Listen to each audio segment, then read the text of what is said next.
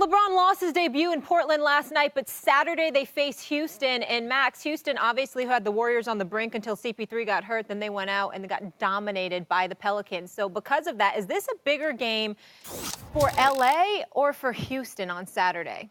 It's actually a bigger game for Houston. I know it's LA's home opener, and there's Stephen A. You can get into that if you want. But the Houston Rockets, the question coming into the season, where the team is largely the same. The two best players are the same. Really, the three best players, Clint Capella. Really, the four best players, P.J. Tucker, right, are the same on the team. No team returns the exact same roster. They lost a couple of key defensive, mostly contributors in Trevor Ariza and Luka Mbamute.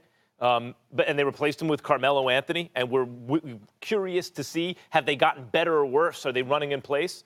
I predicted they would get worse. I know it's just one game. You got to give them a chance to integrate Carmelo into the team and everything.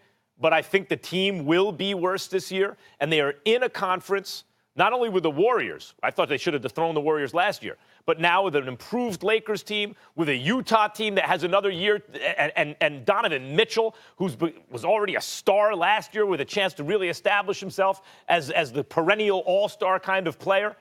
The Houston Rockets it's not about the future. It's not about 2 years from now. It's about right now. What are you going to do? They do not want to get off to an 0-2 start, losing to the Lakers at L.A. after getting whooped up on at home. I think the Houston Rockets are going to be just fine from the standpoint of what transpires early in the regular season. I think their offense is prolific. I think that James Harden is a superstar. He's the reigning league MVP. You know how I feel about CP3. I think he's the greatest pure point guard of this generation. That's how I feel about him. Having said all of that, I think they're compromised severely defensively. And as a result, they won't have the same success that they did last year. But as it pertains to early going, I think this game is more important for the Los Angeles Lakers because of what this game tomorrow night at the Staples Center means to this franchise, the complexion of this franchise. Yes, the Staples Center is going to be packed. Yes, LeBron James is in the house. All of those things are true, and I get all of that. But you know what? It's about those other guys that we talked about, the Ingrams, the Kuzmas of the world, the Harts of the world, the Kentavious Caldwell-Popes of the world, and others. We know that LeBron can handle the sizzle. We know he can handle the paparazzi kind of atmosphere or whatever. I'm looking at some of these young thoroughbreds on the Los Angeles Lakers. Look, man, I can't emphasize it enough. I was a beat writer basically for 15 years. And when you're sitting courtside, there were games that I could literally tell y'all who's going to win, who's going to lose just based on the city we were in. I was like this, well, wait a minute. They play the Lakers Saturday night. If they had a game the night before and it was a back-to-back, you got a chance.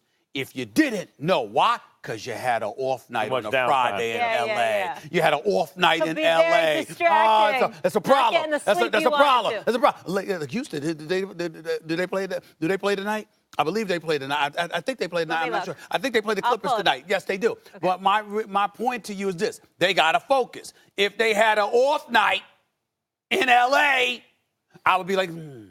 Even after they played so bad against the Pelicans, you don't think they'd be up for it? Now, check this out. If they had an off night in Utah, don't worry about it.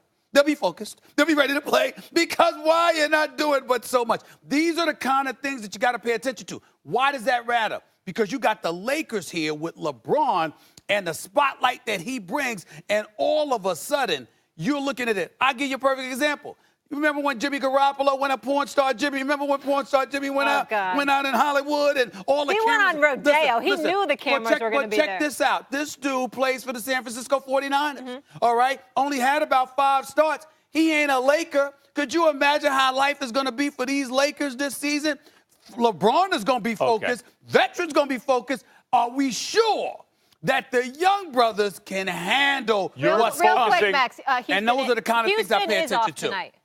Okay, those are the kind of things I pay attention to. You're focusing on the Lakers and the home opener and what LeBron means and all this stuff. Well, what about Houston? Zdalic retires. That's right. And that was the reason, and you brought him up a lot last year. That's right. That's the reason, basically the D coordinator for Antony. He's back to no D in D'Antoni. Take the D out of D'Antoni. But the Rockets' next step was not just bringing in CP3 as a playmaker and a backcourt crime partner for James Harden and even a defensive floor general. It was also Bzdelik and the defense rising to the level of an above-average defense. And you put it with that offense, and I thought they should have won the chip last year. If CP3 doesn't get hurt, I still believe they would have gotten past the Warriors. So Bzdelik is gone. Carmelo has replaced not one but two important defensive players. Anyone who was not being guarded by Clint Capella got roasted, right? Like, other than Clint Capella, he's the only guy who's really showing up defensively for the Houston Rockets. So is this an important game after they got destroyed at home?